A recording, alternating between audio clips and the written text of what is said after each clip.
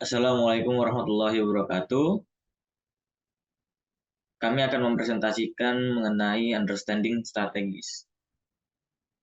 Saya akan memperkenalkan anggota kelompok kami, yaitu yang pertama ada Fadilah Saibul Kafi, yang kedua ada Fani Nurul Arifin, yang ketiga ada saya sendiri Muhammad Fathullah Amrullah, yang keempat ada Ridho Fauzan.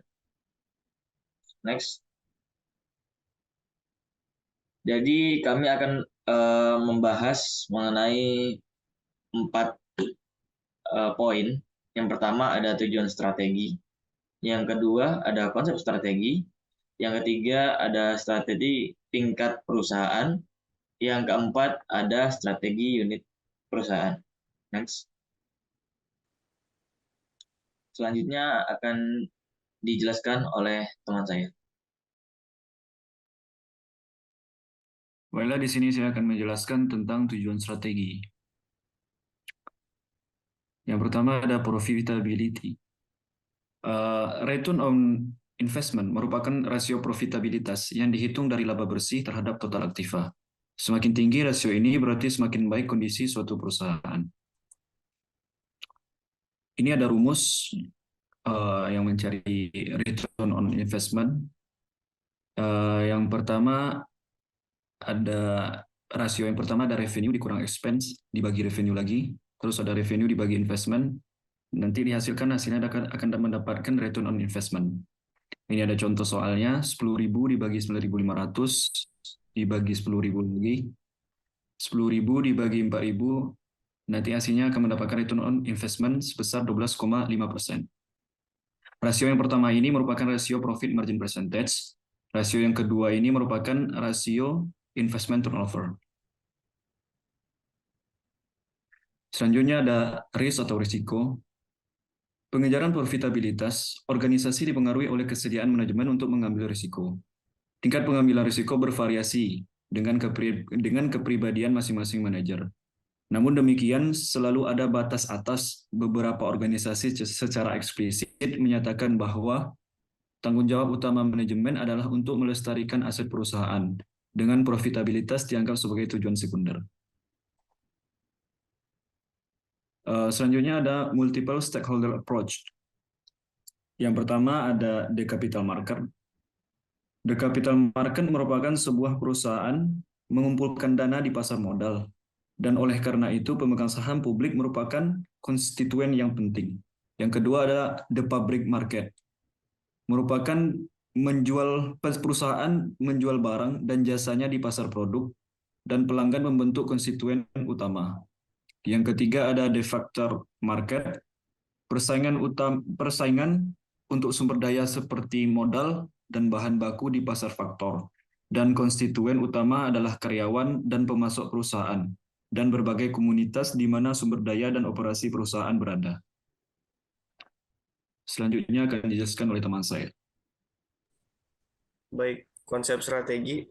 Mengenai definisi strategi ini sangat beragam, namun ada kesepakatan umum yang menggambarkan bahwa strategi ini merupakan arah umum yang mana organisasi berencana untuk bergerak untuk mencapai tujuannya. Setiap organisasi yang dikelola dengan baik memiliki satu atau lebih strategi, meskipun tidak dinyatakan secara eksplisit. Sebuah perusahaan mengembangkan strateginya dengan mencocokkan kompetensi intinya dengan peluang industri. Next up. Baik, pada tampilan 21 ini menjabarkan secara skematis tentang perkembangan strategi perusahaan. Kenneth R. Andrews memajukan konsep dasar ini. Menurut Andrews, perumusan strategi adalah proses yang digunakan eksekutif senior untuk mengevaluasi kekuatan dan kelemahan perusahaan dalam kaitannya dengan peluang dan ancaman yang ada di lingkungan, dan kemudian memutuskan strategi yang sesuai dengan kompetensi inti perusahaan dengan peluang lingkungan. Strategi dapat ditemukan pada dua tingkatan. Yang pertama yaitu strategi untuk keseluruhan organisasi, dan yang kedua strategi untuk unit bisnis dalam organisasi.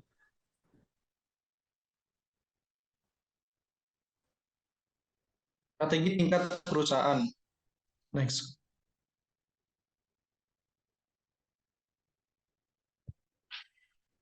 Oke, di sini terdapat pameran 2.3 mengenai jenis strategi tingkat perusahaan. Yang pertama ada industri tunggal. Yang kedua ada diversifikasi terkait.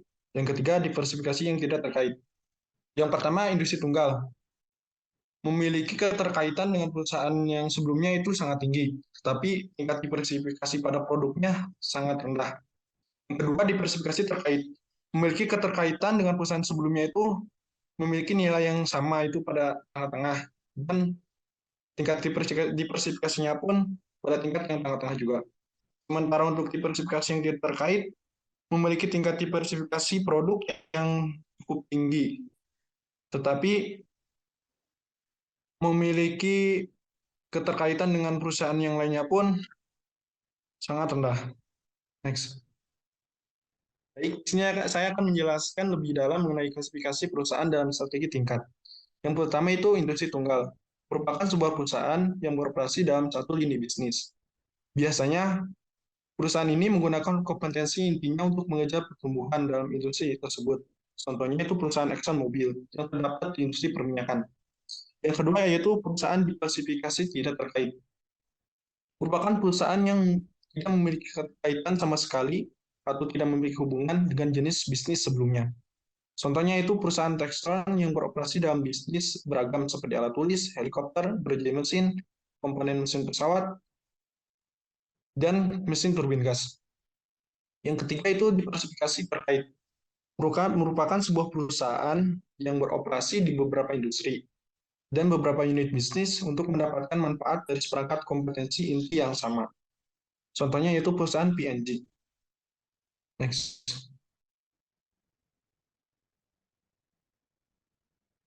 Kompetensi inti perusahaan. Apa itu kompetensi inti perusahaan? Yaitu sebuah keunggulan perusahaan yang dapat menambah nilai signifikan bagi pelanggan. Oleh karena itu, pertumbuhan dan diversifikasi berbasis kompetensi memiliki potensi keberhasilan yang sangat signifikan bagi perusahaan. Contohnya itu perusahaan Honda yang berasal dari Jepang, yang memiliki kemampuannya merancang mesin kecil. Perusahaan ini menggunakan kompetensi pada awalnya untuk memasuki bisnis sepeda motor. Namun, seiring berjalannya waktu, perusahaan Honda telah meningkatkan kompetensinya dalam teknologi mesin kecil di berbagai bisnis seperti mobil, mesin pemotong rumput, peniup salju, mobil salju, dan peralatan listrik luar ruangan. Next. Di sini merupakan ringkasan mengenai strategi tingkat perusahaan yang tiga tadi. Yang pertama itu dari jenis perusahaan ada industri tunggal, yaitu digambarkan dengan satu. Ini bersaing hanya satu industri. Contohnya itu perusahaan McDonald, Texas Air, ataupun perusahaan Nucor. Yang kedua, perusahaan teridentifikasi terkait. Ini tuh perusahaan yang berbeda-beda, tetapi masih ada kaitan dengan perusahaan yang sebelumnya. Sehingga kompetisi intinya pun sama. Contohnya itu perusahaan Emerson Listrik. Yang ketiga itu perusahaan teridentifikasi yang tidak terkait, yaitu perusahaan yang memiliki beragam produk tetapi tidak memiliki kaitan dengan perusahaan sebelumnya. Sehingga benar-benar otonom bisnis di pasarnya sangat berbeda. Contohnya itu perusahaan Textron tadi. Next. Selanjutnya akan dijelaskan oleh teman saya.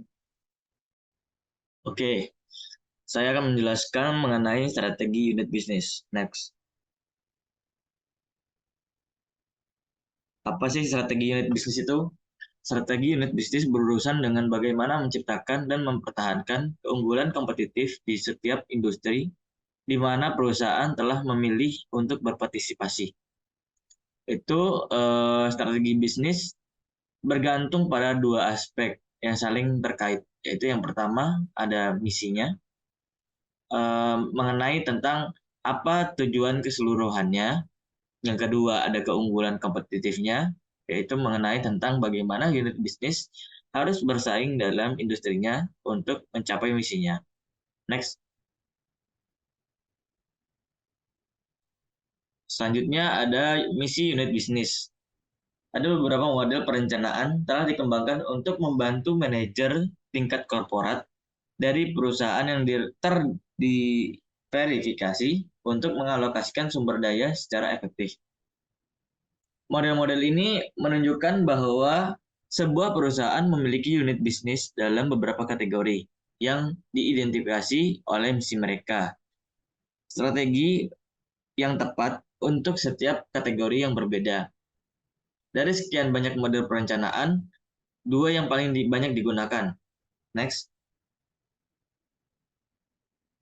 Ada 2 model perencanaan yang paling banyak digunakan, yaitu yang pertama ada 2x2 Growth Share Matrix by Boston Consulting Group. Yang kedua ada 3x3 Industry Attractiveness Business Strength Matrix by General Electric Company atau McKinsey and Companies. Sementara model-modelnya ini berbeda dalam metodologi yang mereka gunakan untuk mengembangkan misi yang paling tepat untuk berbagai unit bisnis.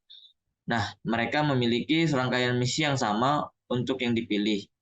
Akan tetapi satu yang diambil, yaitu dari 2x2 Growth Share Matrix. Yaitu, next. Contohnya, ada di gambar ini. Yaitu ada 4 poin, yaitu build, hold, harvest, and divest. Yaitu membangun, menahan, memanen, dan melepaskan. Next. Ada 4 poin tadi dijelaskan. Yang pertama yaitu membangun.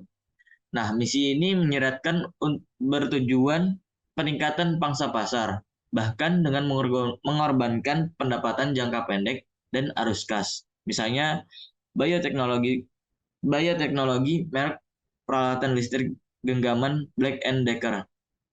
Yang kedua yaitu ada poin memegang, di mana misi strategis ini diarahkan untuk melindungi pangsa pasar dan posisi kompetitif unit bisnis, misalnya komputer mainframe IBM. Poin yang ketiga yaitu memanen. Nah, itu bertujuan untuk memaksimalkan pendapatan jangka pendek dan arus kas, bahkan dengan mengorbankan pangsa pasar. Misalnya, produk tembakau American Brands, bola lampu General Electric, dan Sylvania. Poin keempat yaitu ada melepaskan. Misi ini bertujuan untuk menunjukkan keputusan untuk menarik diri dari bisnis baik melalui proses likuidasi lambat atau penjualan langsung. Next.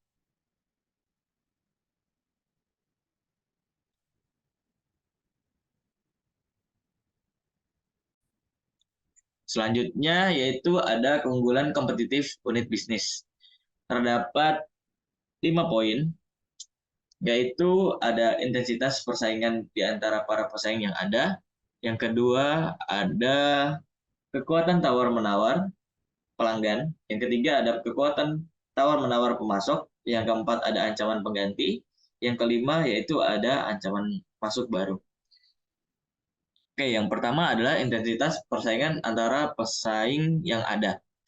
Faktor-faktor yang mempengaruhi persaingan yang langsung adalah pertumbuhan industri, diferensiasi produk, jumlah dan keragaman pesaing, tingkat biaya tetap, dan kelebihan kapasitas internal dan hambatan keluar.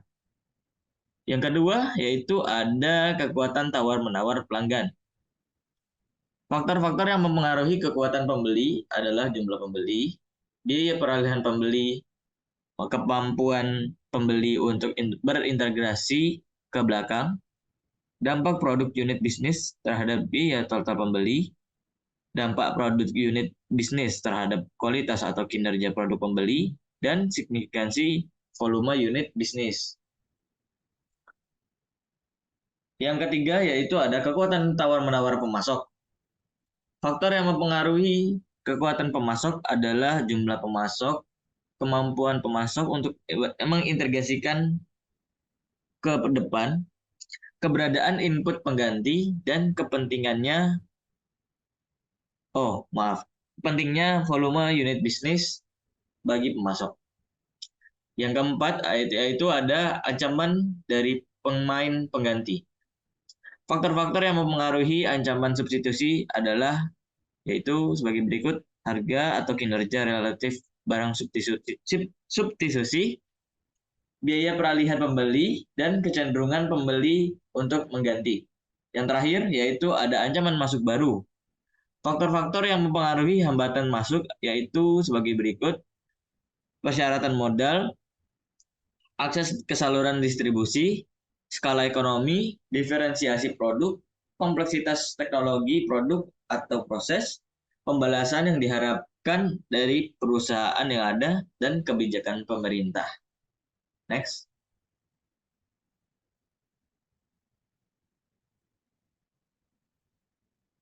Oke, ada dua cara umum unit bisnis dalam menanggapi peluang kompetitif berkelanjutan, yaitu yang pertama ada biaya rendah, yang kedua ada diferensiasi. Yang pertama yaitu biaya rendah. Biaya rendah itu kepemimpinan biaya dapat dicapai melalui pendekatan seperti skala ekonomi ya dalam produksi, efek kurva pengalaman, pengendalian biaya yang ketat, dan minimalisasi biaya. Maksudnya minimalisasi biaya itu dalam bidang-bidang seperti penelitian dan pengembangan, atau research and development, layanan, tenaga penjualan, dan periklanan. Yang kedua ada diferensiasi. Fokus utama dari strategi ini adalah untuk membedakan penawaran produk dari unit bisnis, menciptakan sesuatu yang dianggap unik oleh pelanggan. Nah, pendekatan ini itu untuk mendiferensiasi produk termasuk loyalitas merek seperti perusahaan Coca-Cola dan Pepsi Cola dalam minuman ringan. Dalam layanan pelanggan yang unggul seperti Nordstrom dalam detail, jaringan dealer seperti perusahaan Caterpillar Tractors dalam peralatan konstruksi, lalu ada desain produk dan fitur produk dalam perusahaan Hewlett Packard dalam elektronik, dan teknologi. Perbedaan dalam teknologi dalam perusahaan Cisco dalam infrastruktur komunikasi. Next. Terima kasih atas perhatiannya. Kurang lebihnya kami mohon maaf apabila ada kesalahan. Wassalamualaikum warahmatullahi wabarakatuh.